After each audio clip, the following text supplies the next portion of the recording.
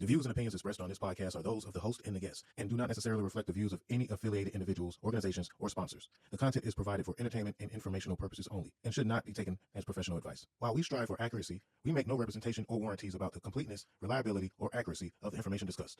Listeners are encouraged to verify facts and form their own opinions. The host and producers are not responsible for any errors, omissions, or outcomes related to the use of this content. By listening, you agree that the host and the production team will not be held liable for any actions you take or decisions you make based on the information presented. Thank you. You're listening to Doja Told Ya Radio. What's happening? What's happening? It's your boy Dame Doja, and you're in tune with the Doja Told Ya podcast 170. You dig?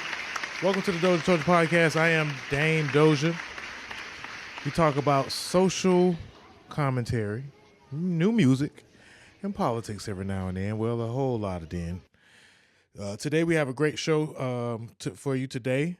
First and foremost, I would really appreciate it if you like and subscribe to the channel. A lot of y'all watch it on YouTube.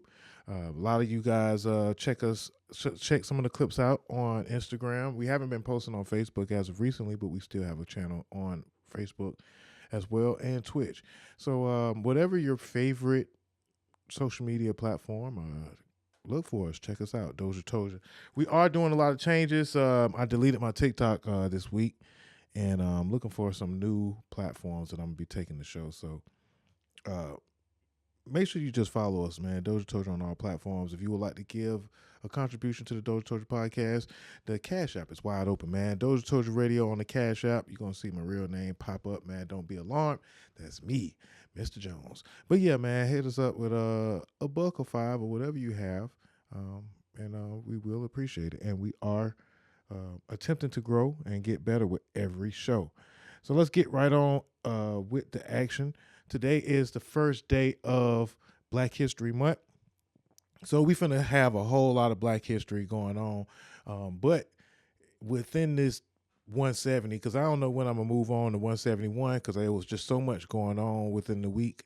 I don't want to miss it. So there's going to be plenty segments within this Doja Told Ya podcast 170. I think this is like the second or third segment so far, but plenty more on the way. But let's get this thing started with a quick video, man. We're going to have a lot of history lessons. We're going to do a lot of tributes this month. And again, for our white viewers or any ethnic outside of Black American, we welcome all viewers. You know what I'm saying? My African brothers, Arab, Jewish, whatever. We really don't discriminate. But this is a pro-Black platform. And if you're anti-Black, then if you're here to troll, then let's get to trolling. Because it don't make me none. It don't make me no never mind, man. So let's talk about the Grim Reaper, man. We're going to start the Black History Month talking about the Grim Reaper, the Charleston slave who buried 9 of his masters. Let's get into it. Grim Reaper, also known as Solomon's Revenge, the Charleston slave who buried 9 masters alive. He was known as the Grim Reaper by the white people, and to us, this is revenge. Yes, his name was Solomon, and this is his story. Beneath the ancient oak trees of St. Michael's Cemetery in Charleston, South Carolina, lie 9 graves that the city's most prominent families refuse to discuss. Each headstone bears the name of a wealthy plantation owner who died between the years of 1851 and 1855, all under mysteriously similar circumstances. Sudden paralysis followed by what physicians of the time called merciful death. But in 1923, when the cemetery underwent renovation, groundskeepers made a horrifying discovery that city officials immediately ordered sealed from public record. Inside each of these 9 coffins, the wooden lids bore deep scratch marks from fingernails, and the bodies lay in positions suggesting desperate struggles. Now, back then, there was no such thing as autopsy reports, so the guess of the murder was just foul play. Now, what the authorities found next would haunt Charleston's elite for generations. A leather journal buried beneath the cemetery's oldest magnolia trees, written in the careful handwriting of a man named Solomon Fairfax, detailing 4 years of calculated revenge that began with a family's screams and ended with 9 men buried alive. Now, before we continue, make sure you like, follow, and share. I like that, man. And one of my best friends, he always very fond of the name Solomon. And you probably know a little something, man. Named the dog Solomon, man. You know, Solomon, cracker biter. I made up the last name, but shout out to my boy RC Coat the Shot, man. All right, man. And shout out to the Grim Reaper. I've oddly enough, we also call RC the Grim Reaper. Let's keep it going, man. Some more Black History. Well, not necessarily Black History, but this is Black History Month. So let's get some straightening on the origins of the slang term unk, and the fact that they try to gentrify everything, our fashion, our music, our neighborhoods, and even our slang. Unk. Oh. Unk does not mean uncle, guys. Unk does not mean uncle. Does anyone know unk does not mean uncle? What does it mean, Wyatt? It means uncool, but like... I just found out what unk means. It means uncool. Did anyone else know that unk means uncool? I just found out that unk means uncool, and Respectfully, shut the fuck up. God damn. Do you ever shut that trap of yours? No? I say that. We absolutely need to start gatekeeping our culture. It's gotten to a point where white people feel so entitled and comfortable taking Black culture, especially AAVE, and whitewashing it to the point where they think they own the terminology and the usage of something to redefine what it means. Unk means one thing, and I'm not going to explain what it means to y'all because y'all don't need any further explanation to try to steal and regurgitate it back to us. But I know one thing unk doesn't fucking mean, and unk does not mean uncool. You know what's uncool? That you guys can't come up with your own slang. Back in the day when I was growing up, you guys had some cool ass shit you would say. You're on thin ice, pal. You're on thin ice. I'm just gonna scooch right past you. Get a load of this guy. Get a load of this guy. Newsflash, pal. You guys have so many cool things that you could do and come up with yourself, but you are stealing Black speak, trying to make it something else, and telling us that unk means uncool. On the first day of Black History Month, please stop. Stop. Yes, man. It is Black History Month, man. So for our white allies and my white viewers that, you know, have a good time, again, the Cash App is wide open, man.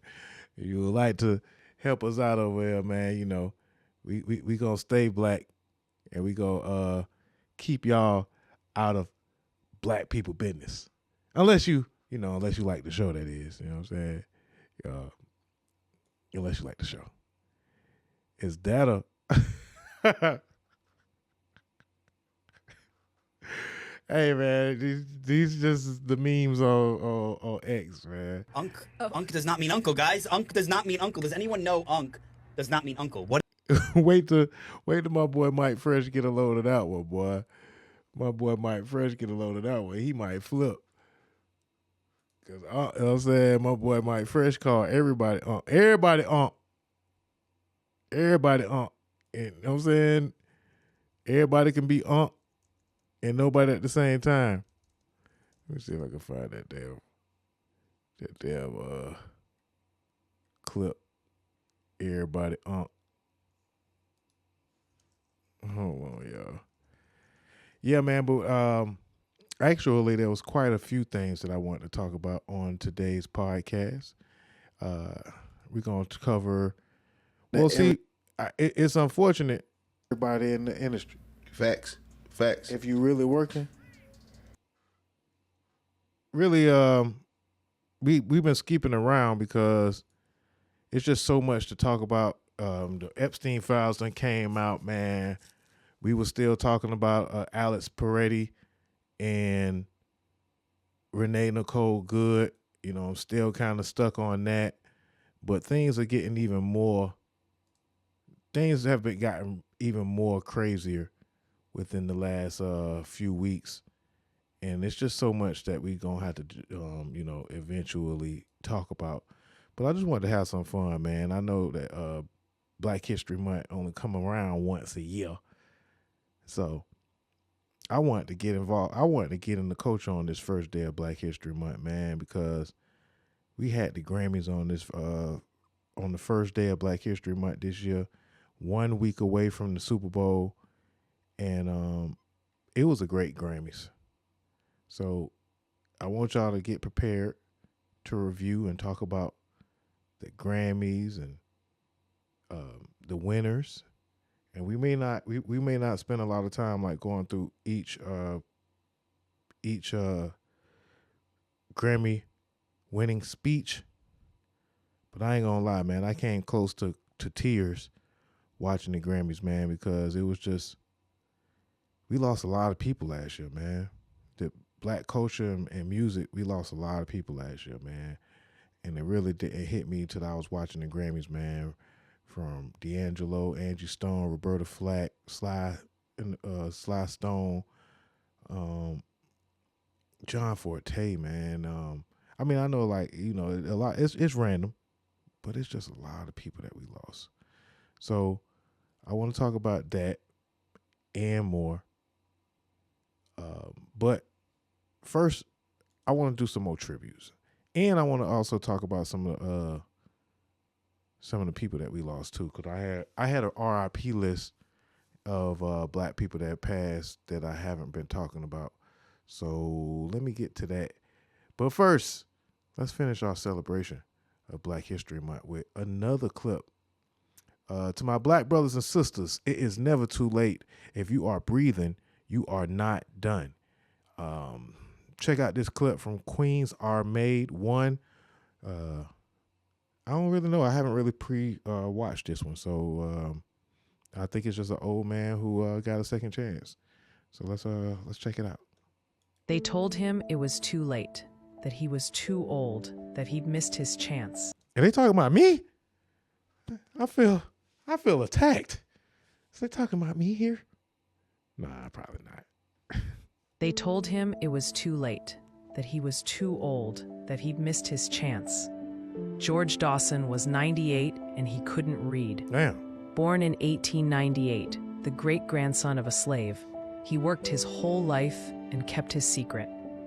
But one day he walked into a classroom and said, "I want to learn." He studied the alphabet, spelled out every word. No shortcuts, no excuses. At 103, he published his autobiography, Life is So Good. He proved something powerful. That strength isn't just in muscles. It's in choosing to start, no matter how late. Don't let anyone tell you it's over. If you're breathing, you're not done. What's something you've always wanted to start, but haven't yet? Let us know in the comments, and share this if his story inspired you. Definitely, and I'm glad I'm sharing this with everybody because I had no idea. George Dawson, Life is So Good. I actually want to check that book out. So yeah, we recommending this book. This is the book of the month. Life is So Good, because life is so good, man. I want to say rest in peace to my uncle, man, Cardell. Every day when I would call him, well, not every day, but when I would call him on the phone when he pick up, he would always say, when you ask how you doing, he'll be like, every day's a good one. And life is so good, man. I needed that reminder because I do get down, and doing this content creating thing, man, it gets kind of tough. Being an entrepreneur in this unfit economy, uncertain economy it's tough, man. But I'm doing what I love, and life is so good. And something that I put off that I feel like that I would like to accomplish in my life is writing a book. And if this man could write one at 103, then it's still time, but the time ain't going to just come to you. You got to go to it. You got to stop wasting time. But yeah, one man's extraordinary journey, through the 20th century and how he learned to read at 98. Life is So Good by George Dawson and Richard Glaubman. Yeah, that's fire. All right, keeping this thing moving. We want to also. This is one of my favorite clips. It reminds me of another clip, but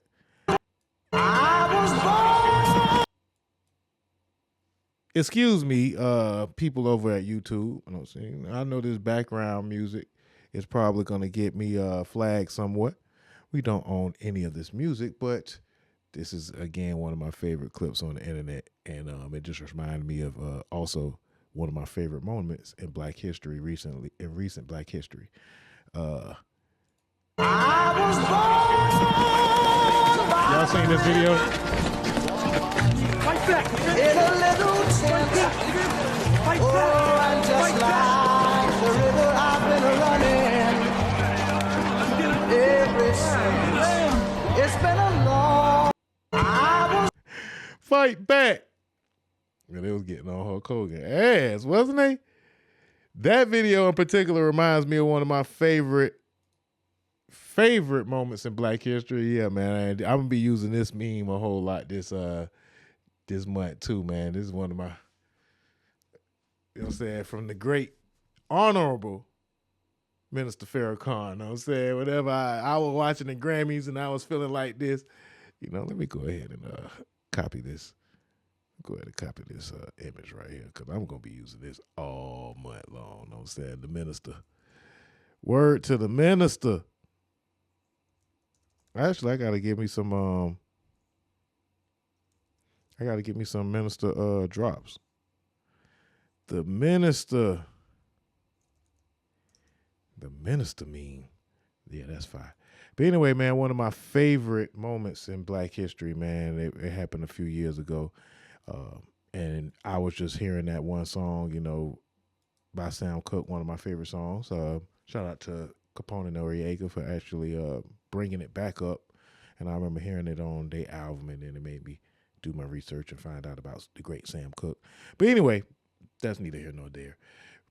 Being born by the river in a little tent reminded me of a person that was by a river. It wasn't a tent, but he had to fight some folks that had him bent. And it would become most famously known as the Montgomery Brawl. Now, I think that I hear that they have a documentary about the Montgomery Brawl. I want to actually watch it. The dude actually, they wouldn't let him put it on streaming services, so I think he have to sell it on independently himself.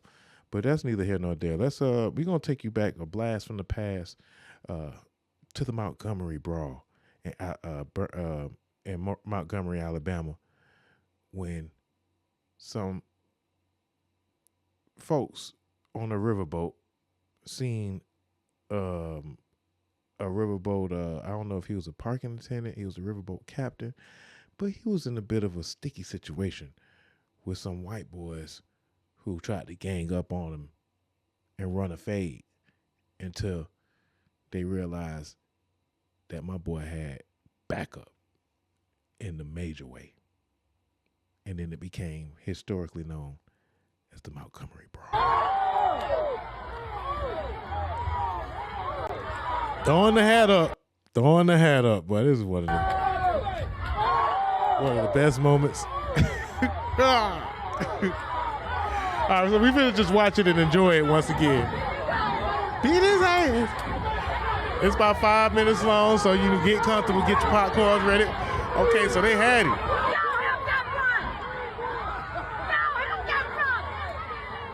This is just a reminder for y'all, you know what I'm saying? That we got to stick together. That's right.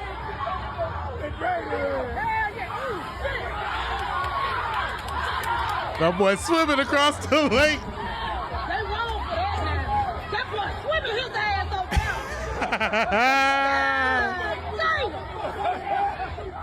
That boy finna help that boy. No, I just want to I just got to stop it for context. Imagine you see somebody getting jumped, 4 white guys jumping the black man, and you on a boat, and you just something come over you where you just, most black people can't swim, my nigga. They is not getting in the water like that.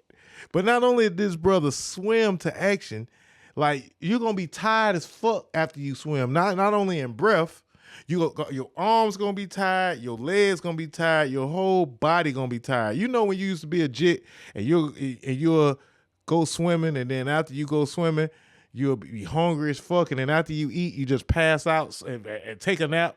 That's because your body be wore out. So just imagine, man, the man swam across, got up out, took his shoes off, and was like, what's up? One shoe on, one shoe off. Fuck it. That nigga had the soggy shoe at all.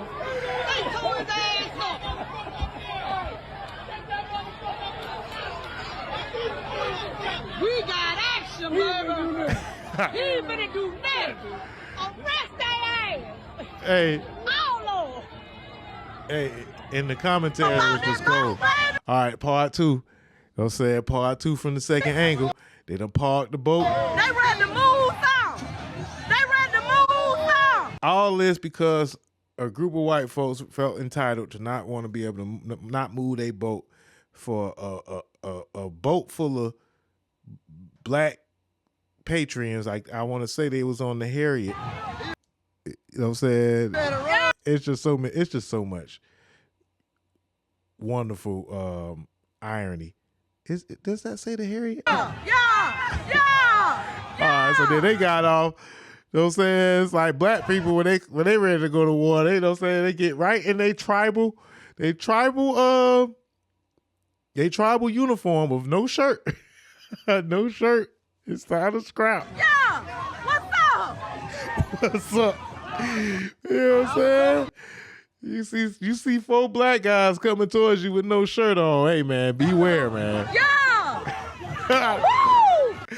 Hey, niggas ain't waste no time, boy. Yeah. Then it takes some real bold. It takes some real bold black folks to fight so close to water, man. Cause I'm telling you, like, Yeah. wow. That niggas is not wasting no time. Yeah, let's get with it. Let's get it. Get your ass off that boat. Get your ass off that boat. Woo. You know what I'm saying? Oh my God.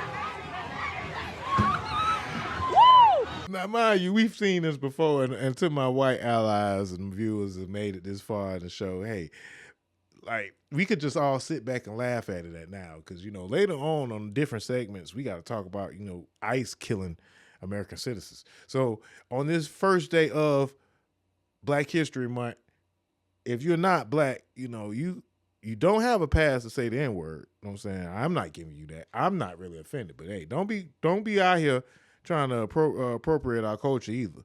Just watch it and enjoy. You know what I'm saying? Watch and learn, you know? Observe, don't report. Observe, research. Don't reply. But, you know, don't deny that this could happen to you. That's what you get. That's what you get. That's what you get. That's what you get. Oh, I'll be out here feeling entitled. It's just so much going on, man. What you get. Oh, it's just so much going on at once. They finna throw the one girl in the water. They finna throw her ass in the water. They finna put her in the water. And so, dude went and grabbed the damn a black girl and went and attacked her in the red. Police don't know what to do. In the water. Tie his ass up. Cause y'all were wrong. That nigga gave that nigga the fist of fury, boy.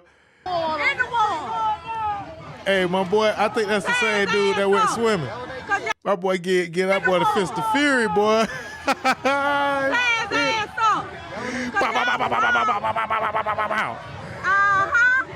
Meanwhile, white lady trying to get up out of the water.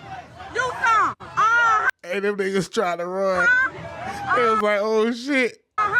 Nah, matter of fact, on second thought, let's get out of here, Bobby.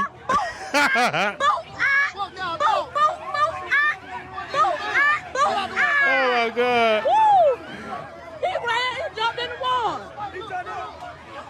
Man, you niggas can't swim. Let's jump in the water on you niggas.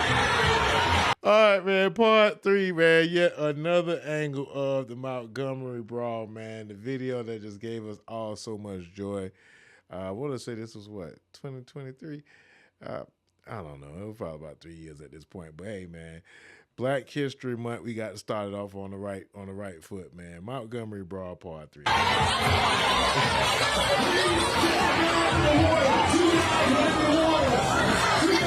Hey, cause we still ain't see the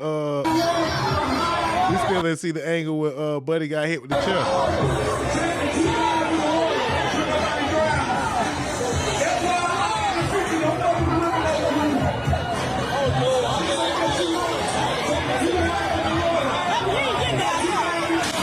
What? You fucked with the wrong one, buddy. Newsflash, pal. You skating on thin ice, buddy. Okay, here we go. Into the white folding chair. Bow, bow, bow, bow.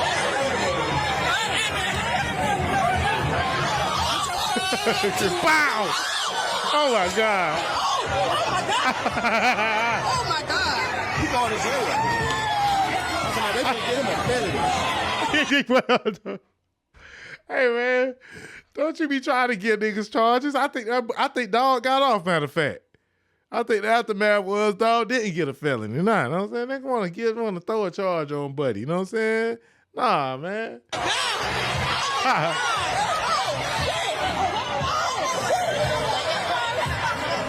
Oh, my God, man. Get your ass out of the way, white lady. Get your ass out of the way, white lady. Now they got to do all that now.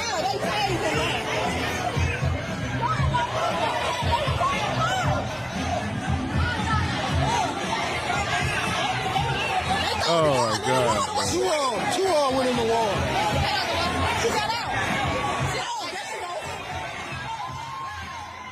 All right, look, man.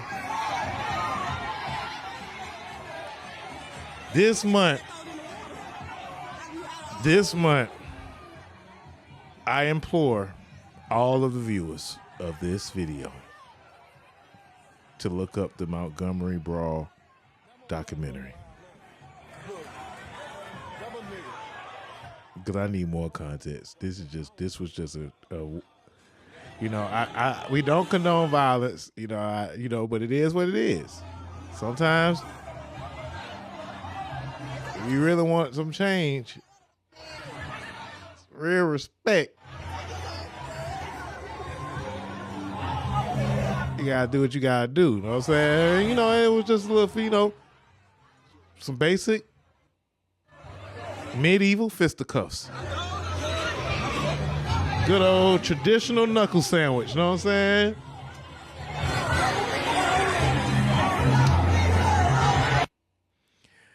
So yeah, man, I want to implore everybody, man,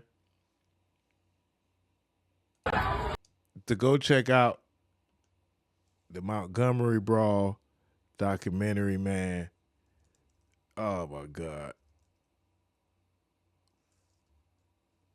What a moment in Black history. What a moment in Black history, boy. Yeah, cause the dude that's doing the documentary, I just want to see if I could find out what the name was, so I could tell y'all what the name is.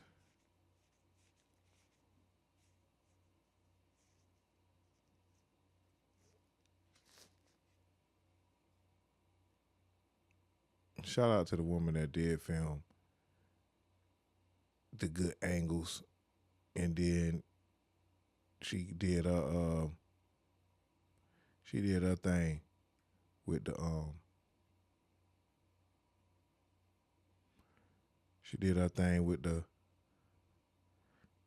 commentary, I'll tell you that much.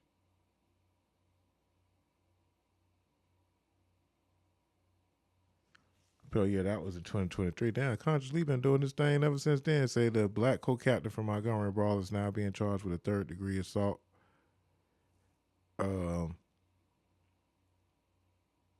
locked up. People, when the fight broke out, there was so much going on. People were being locked up. People was handcuffed, and they went to jail. Some of them had to get out, and there was a fundraiser raised for them to get out of jail. Some of them had different bonds because some of them had tickets on them. I was here at the riverfront, and I was doing Black Voters Matter, registering people to vote. There was a platoon boat, and this platoon boat, it kept coming every 3 weeks or whatever. They would come here to have a little party, a little shindig on the dock.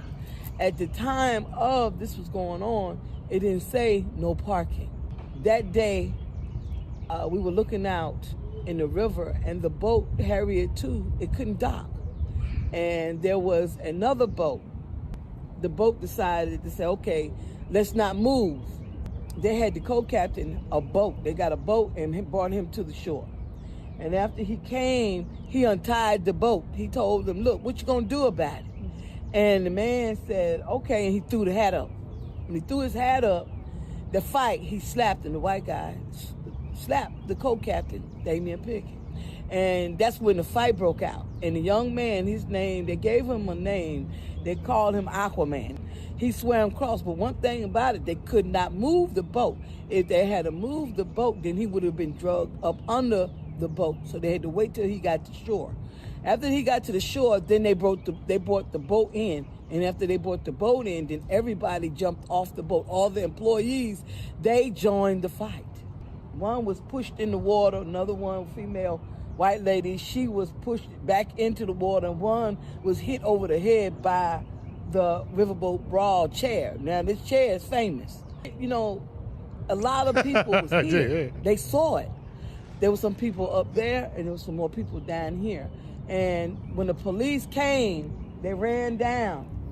And some of them said, okay, they broke up the fight.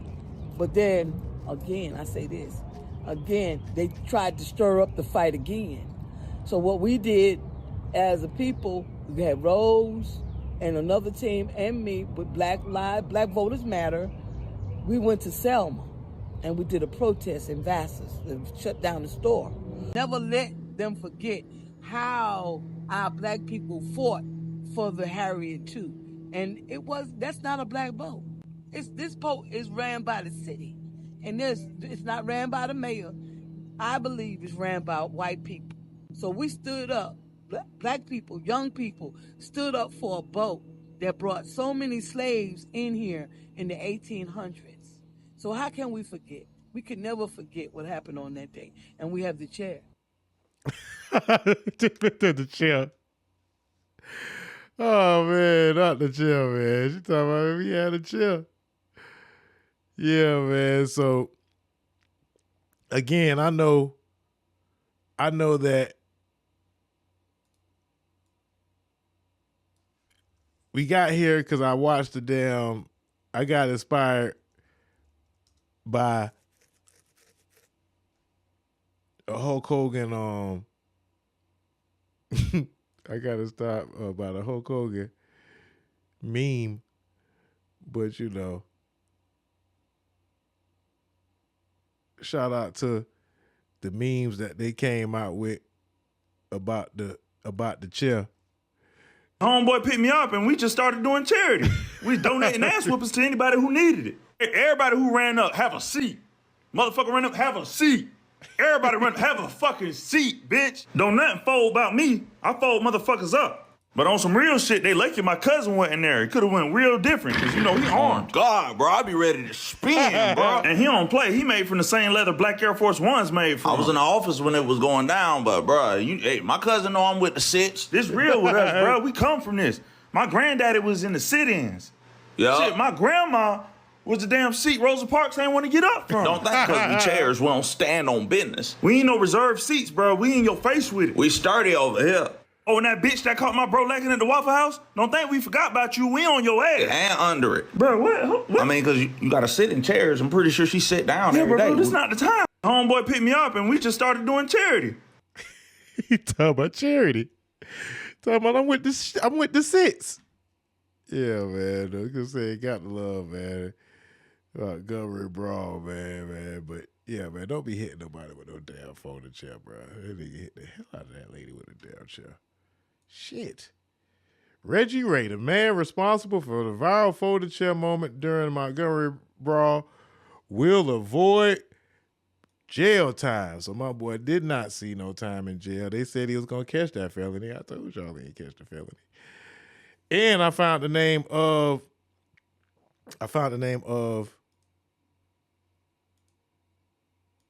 the documentary. It's called Fade in the Water.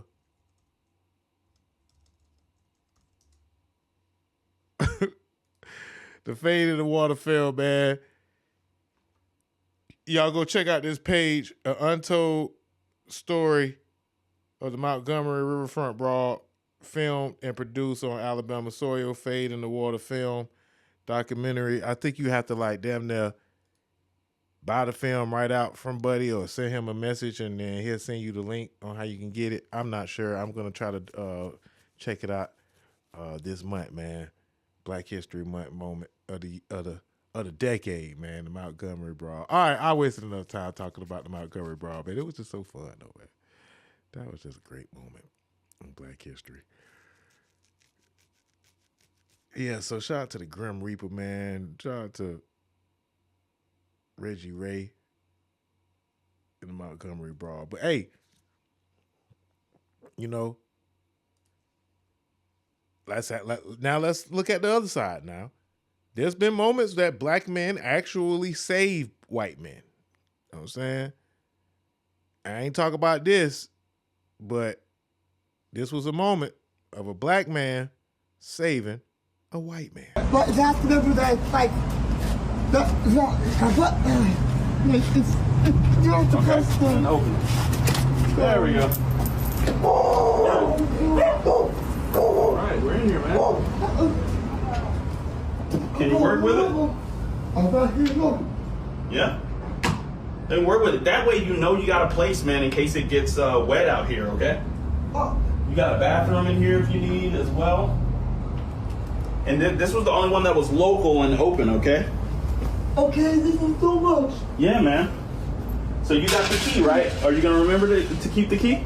Yes. Okay. God bless you, Jesus. All right, man. Do you want TV on or you're fine? I'm okay right now. I'm gonna check out the room. Yeah. Check everything out. Make sure it's all good for you. And brother, I'm gonna come back and holler at you, man, and we'll talk more about trying to get that situation squared away so we can do the rehab or whatever we need to. Okay. Okay. Thank you so much. Give me a hug, man. Love you, brother. Love you, man. Too. So happy to see you, dude. Thank you. I'm so happy to see you as well. You're the man, brother, and I believe in you, and we're gonna win, bro. All we gotta do is stay with it and keep working, dude. Okay. Every day, okay? All right, so I think that was Frankie. Is it Frankie Munoz? Well,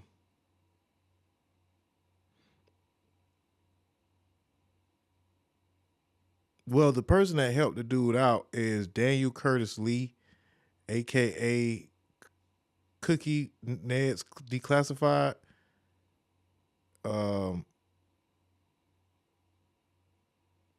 Yeah, man. Shout out to Daniel Curtis Lee for helping Buddy out, man. I don't know. Y'all might recognize Buddy from back in the days. I think he was on Nickelodeon or something like that. I don't know, but he out here looking bad, man.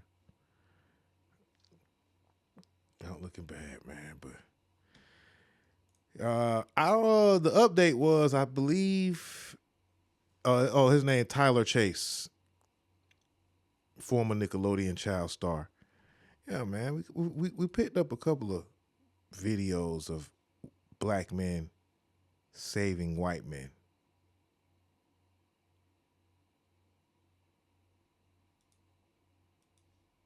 And what about that boy that went out there? What about that boy Jake Lang that was out there? Pardon January 6th terrorist Jake Lang thought he'd lead a far-right pro-Nazi rally in Minneapolis a couple of weeks ago, but instead of fascist supporters for the pedophile Führer and his ICE Nazis, it was democracy-loving American patriots who showed up and kicked his ass. But actually, that wasn't really the full story. It was a black guy who got him out of that situation from getting his ass kicked. And the black guy, it'd be a lot of black men out here that be saving white supremacists, man. And we need to know what I'm saying, you like, some of y'all need to, no, I ain't gonna say that. You know what I'm saying? Stop the violence when you can, but hey, sometimes y'all gotta let these folks, you know what I'm saying, lay in the bed that they make. You know what I'm saying? A far-right activist named Jake Lang, who once stormed the U.S. Capitol on January 6th, tried to hold a pro-ICE rally in Minneapolis today. However, hundreds of anti-ICE protesters outnumbered a very small group of people who were there in support of ICE. Jake Lang, who organized this entire event, appeared to be injured, was seen crying, and was even chased out of downtown. Take a look. You're listening to DOZHATOLDYA Radio. Jake, you got us a good idea this year. FAFO, am I right, guys? I mean, just take a look at him here, crying as a protester is in his face, telling him what he thinks about him. But Jake called this an anti-fraud march and actually thought a lot of people would show up in support of ICE and what they've done in Minnesota. But instead of swaying the crowd like he thought he was going to do for some reason, you can see the fear in his eyes as he was met with hundreds of anti-ICE protesters who forced them out of downtown. The fact his little pro-ICE rally fell apart so quickly and he was so outnumbered tells you everything about how this community feels right now. Guys like Jake live on Twitter, and they think because a bunch of bots support government overreach, that means every American does as well. But it turns out that's not the case.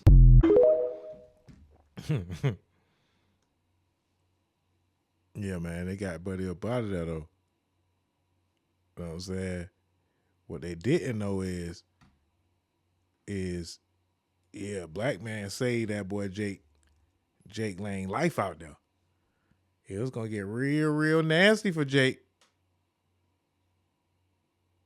You know what I'm saying? He out there doing Nazi salutes. If you're whatever a Nazi isn't, then I'm a Nazi. If you're whatever a Nazi isn't, then I'm a Nazi, bitch. Shut the fuck up. If you're whatever a Nazi isn't. Yeah. So they was on your ass.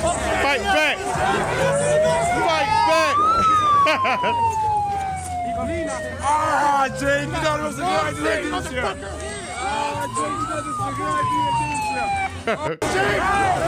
They on your ass, Jake. Get surgical with this shit, Jake.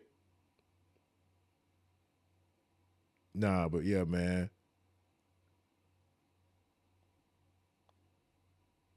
It was a black man that saved Jake's life, though. Jake got down, though. Jake, you know what I'm saying? This was the moment Jake realized he done fucked up. Out there, man. Fuck with them people, Jake.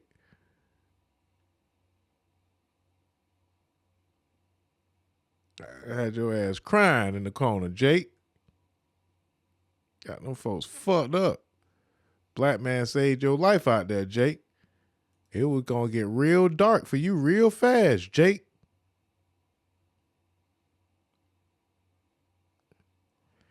If it wasn't for this good Samaritan black guy here, you know what I'm saying, it wasn't even Black History Month. But let it be known, you know what I'm saying, that, you know, a lot of us, we're not monsters. We're not savages. We're actually saviors.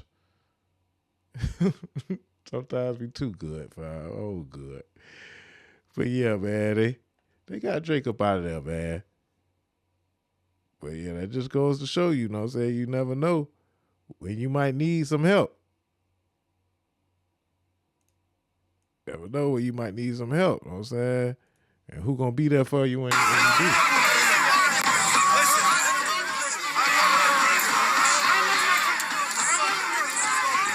They was on your ass, Jake. Them folks wanted blood.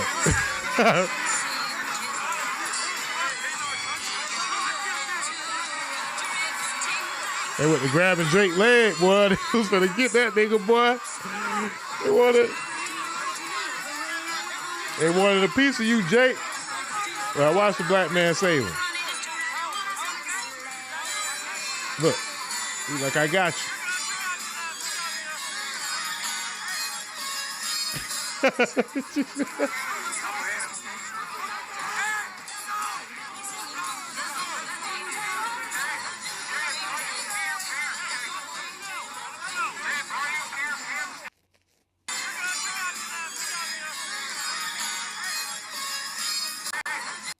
Yeah, so he dragged Jake up out of there. Fought through the crowd with Jake.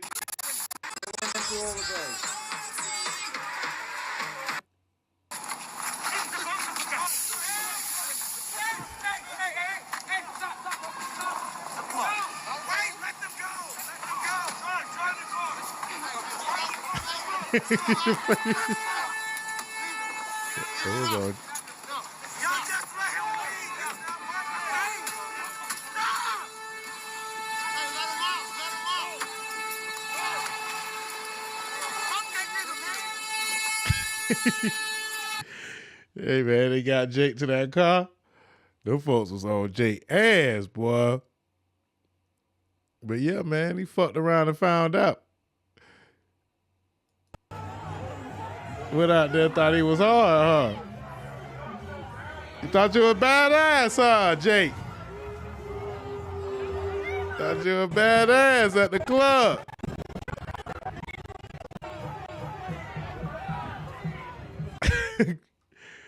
Folks ain't fucking around out there in Minnesota. All right, man. So, yeah, we've been having some fun, man. Black man being saved by the white man.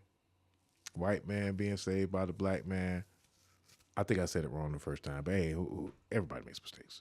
We're not all perfect. Quick public service announcement to the Vice President of the United States, J.D. Vance.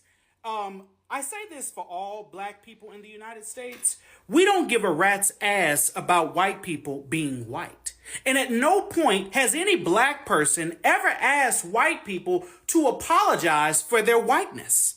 However, what we have asked is that white people acknowledge, those of you that are in power, those of you that are in positions of authority, that you acknowledge that the system y'all built greatly disadvantages us. That's what we've asked. For acknowledgement of a system that is set up for us to fail. And that those of you white people in positions of authority change it. We've also asked that you respect our heritage, that you respect our upbringing, because ultimately many of us are a product of a system white people created. So we don't give a rat's ass about white people being white, and we don't care, to be quite frank. But what we do ask is for a little bit of respect, and that you recognize the system that has been built to destroy we the black people in this nation. Okay. Yes, sir. And that was a little message to the time when J.D. Vance said that, they don't have to apologize. White men no longer have to apologize for being white in America. There was a few folks that we would like to pay respects to that passed away. It is Black History Month, but we didn't talk about these folks that passed. So bear with us, But let's first start off with the creator of Call of Duty, man, Vince Zampella, had died in a car accident at the age of 55 a few days before Christmas. I didn't talk about it. I really like the game Call of Duty. I don't know. I just felt like it made sense. Rest in peace, Vince, the creator of Call of Duty.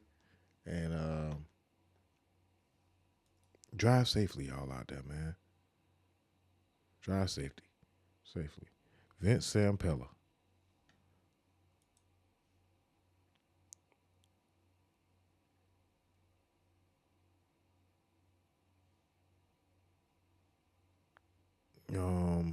Who else we got a rest in peace for?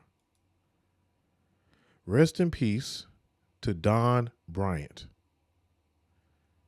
Memphis soul veteran who wrote I Can't Stand the Rain, died at the age of 83, December 27th.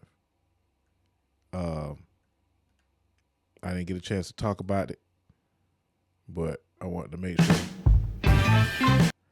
that we represent it for Big Don, the right Don, Mr. Don Bryant, man. Rest in peace.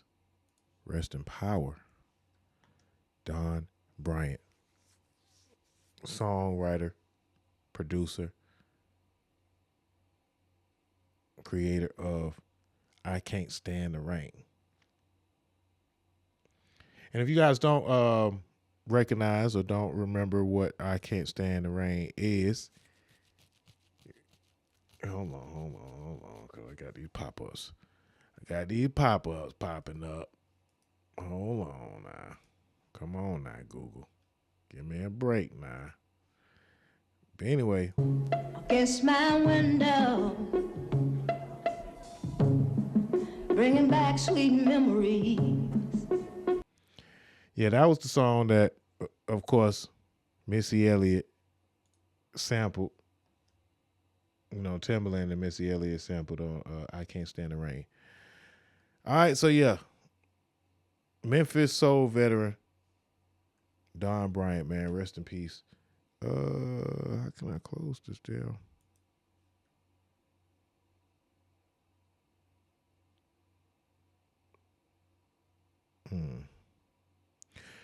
Bryant was credited on 100 songs, writing tracks that were cut by Solomon Burke, Etta James, Otis Clay, Albert King. But Bryant, he was perhaps best known for the string of hits he wrote for his wife, fellow High Records artist Ann Peebles, including 99 Pounds and the Grammy-nominated I Can't Stand the Rain in 1973. The title of the later track was inspired by an offhand quip from Peebles during one particularly heavy downpour. At the time, there were a lot of records about the rain, but everyone was wanting the rain, trying to hide their tears. Bryant told Rolling Stone, I Can't Stand the Rain would peak at number 38 on the Billboard Hot 100 and would go on to be covered and sampled by the likes of Tina Turner, Seal, Missy Elliott, and Kay Trinata. Bryant largely devoted himself to Peebles' career, only returning to the stage as a solo artist after she suffered a stroke in 2012 and stepped away from music professionally. With his wife's encouragement, Bryant released his first album in nearly 50 years, the critically acclaimed Don't Give Up on Love in 2017, followed by You Make Me Feel in 2020, all the way up to his, death. He died at 83, so in 2020, he was 76, something like that. Give or take, I might have fucked it up. 77, I don't know. Anyway,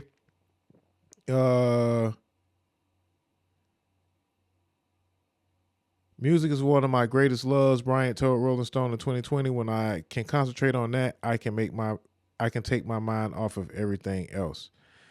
And I can relate to that, man. Music is one of my greatest loves as well, man. And rest in peace and rest in power to the great Don Bryant, Memphis legend. And we got some more. Some more rest in pieces. I want to make sure I gave all my respects to the folks who deserve it.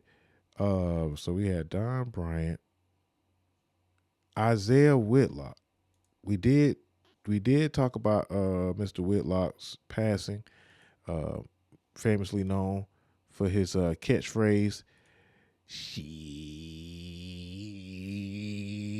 yeah, man. Isaiah Whitlock, man, passed away, man. Rest in peace to the actor, Isaiah Whitlock. We did cover that one.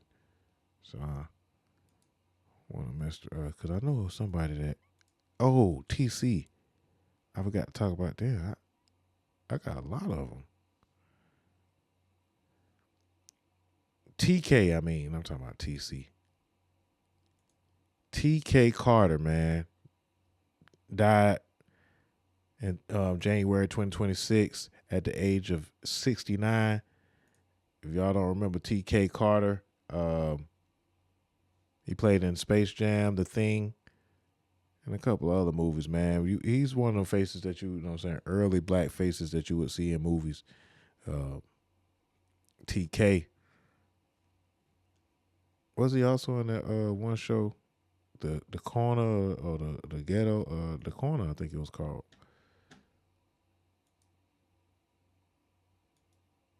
Where he played like a old crackhead. I can't remember the name of it.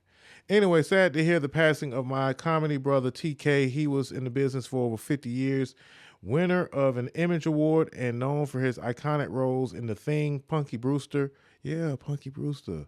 The Corner, Southern Comfort, Dr. Detroit, Corvette Summer, and Dave, and Just Our Luck. I'm glad we shared a good laugh last time we met. Rest well, TK. And that was written by Lonely Love. So rest in peace, TK Carter. Yeah, I forgot about bro and Punky Brewster. And that was a minute. A minute ago. Who else passed? Oh yeah, man. John Forte, my bandmate, my brother.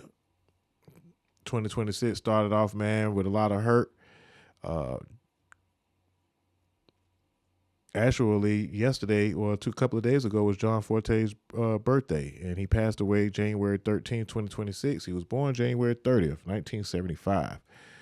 John Forte, refugee camp all-star, an affiliate of the supergroup, the Fugees,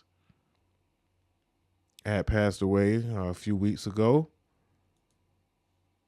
Grammy-nominated recording artist and producer John Forte suddenly passed away. He was 50 years old. Forte was best known for being a member of the refugee camp All-Stars, alongside his work with Lauryn Hill, the Fugees, on their 1996 album The Score. Forte passed at his home in Chilmark, Massachusetts on Monday, and may he rest in peace. John Forte! Rest in peace, brother.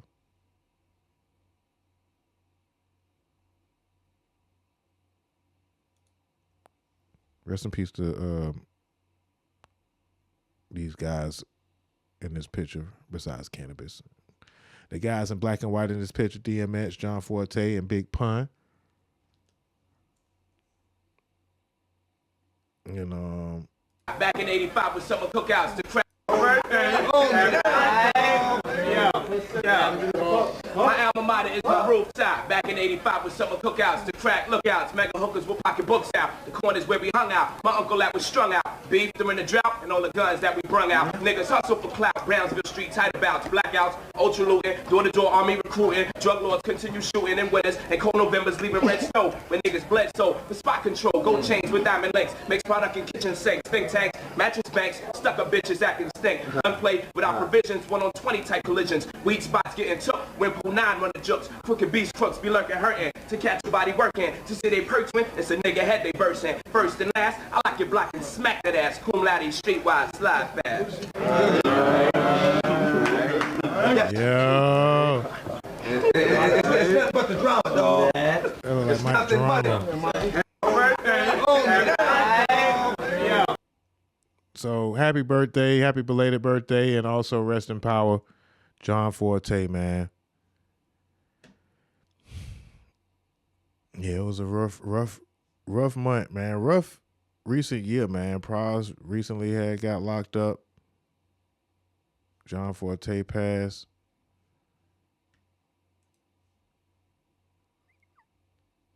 Also, rest in peace to the Miss Claudette Colvin, 1939 to 2026. Let's find out more about Claudette Colvin. Rest in power to Claudette Colvin. Let's do some research on Miss Colvin real quick, so I could be a little more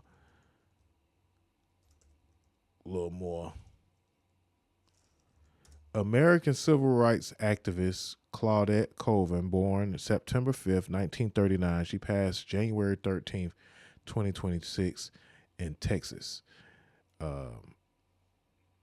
Just a quick, brief overview. Claudette Colvin was an American pioneer of the 1950s civil rights movement and a nurse aide. On March 2nd, 1955, she was arrested at the age of 15 in Montgomery, Alabama, for refusing to give up her seat to a white woman on a crowded, segregated bus. So this is the woman that predated Rosa Parks. It occurred 9 months before Rosa Parks refused her seat. Claudette Colvin at age 13 in 1953. On March 2nd, well, this is a picture of her at age 13 in 1953. And on March 2nd, 1955, she was the first person arrested for resisting bus racial segregation in Montgomery, Alabama. Ms. Claudette Colvin. And she says, I always tell young people to hold on to their dreams. And sometimes you have to stand up for what you think is right, even if you have to stand alone. Rest in power. Rest in peace. Claudette Colvin. Yeah, man, we starting off, man, but we wanted to make sure, start the year off kind of rough, but wanted to make sure that we give everybody their flowers.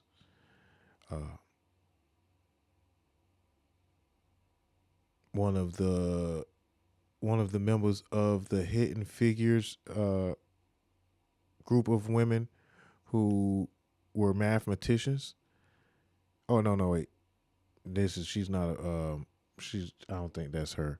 But we gotta do another rest in peace to Dr.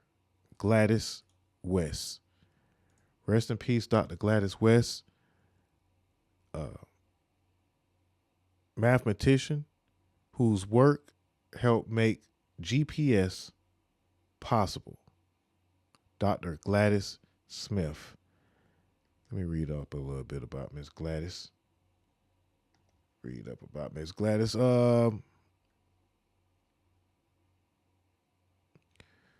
Dr. Gladys Smith, the pioneer mathematician whose work laid the foundation for modern GPS technology, has died. She passed away Saturday, surrounded by her family, and she was the age of 95. Her story began far from satellites and supercomputers. Born into poverty on a Virginia farm during the Jim Crow era, Miss West grew up in a segregated South where opportunity was scarce. Through determination and extraordinary academic talent, she graduated first in her high school class and earned a scholarship to Virginia State College, now Virginia State University.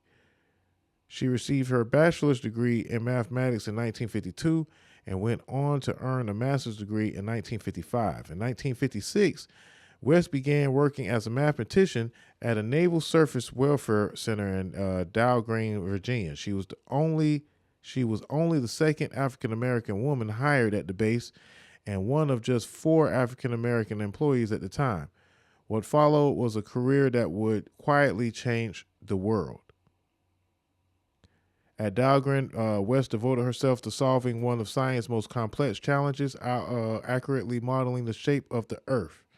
Her painstaking calculations and programming helped transfer raw satellite data into precise geodetic models, enabling reliable satellite-based navigation. And the work ultimately became the backbone of the Global Positioning System, also known as GPS, now essential to aviation, shipping, emergency response, smartphones, and daily life worldwide. Here is a picture of Dr. Gladys May West, at Dahlgren with Sam Smith in 1985, reviewing data from the Global Positioning System she helped develop. That's big. That's big. She definitely American pioneer, man. Don't let them fool you into thinking that Black Americans that Black Americans did not have contributions to American history.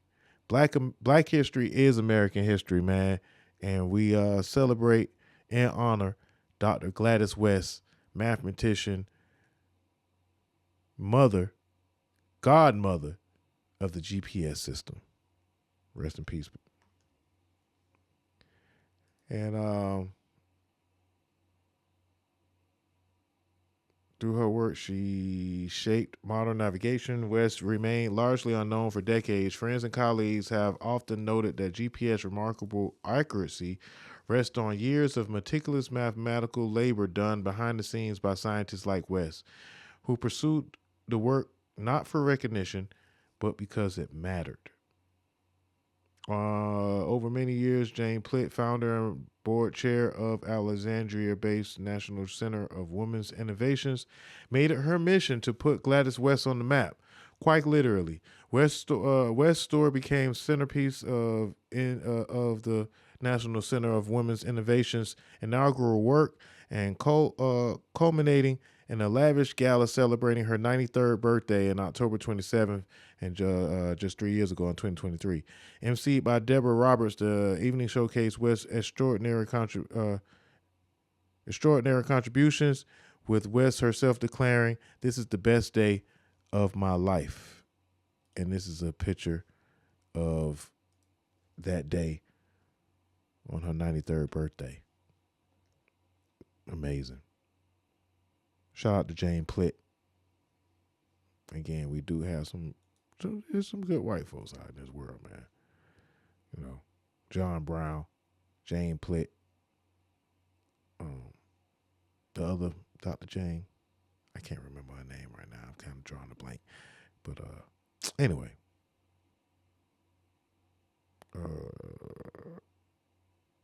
Beyond her scientific achievements, West was deeply devoted to her family. She is reunited in death with her beloved husband, Ira West, and leaves behind a legacy of love, intellect, and inspiration that continues through generations. Dr. Gladys West's life stands as a powerful reminder that brilliance can emerge from the most unlikely circumstances, and that quiet determination can alter the course of history. As those who knew her have urged, keep her story alive. And they are having her funeral actually this coming Thursday at the Shiloh Baptist Church in Fredericksburg, Virginia. And she will be buried in Fredericksburg, Virginia on Saturday, February 7th. May she rest in peace. She died at 95, man. She lived a hell of a life, man.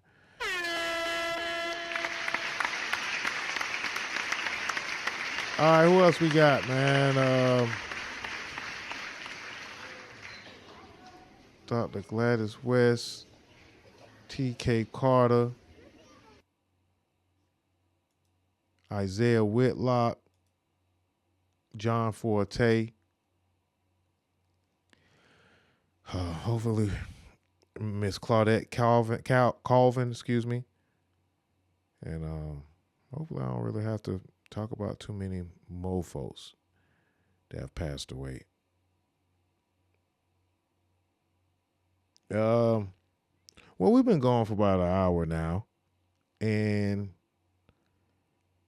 I'm going to go ahead and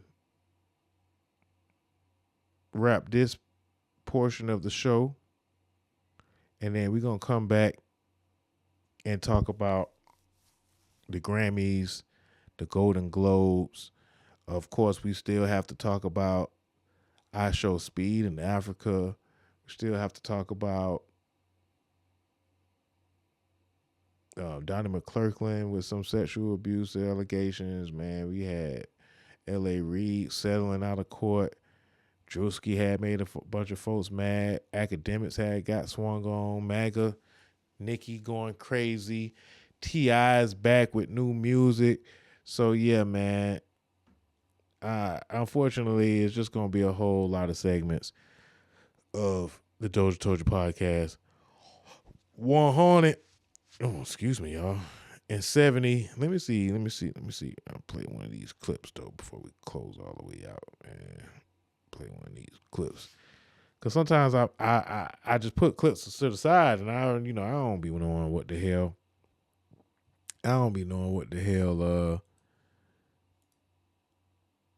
These clips gonna be like. But if any of these clips relate to what we've been talking about, then I'll let them ride. But other than that,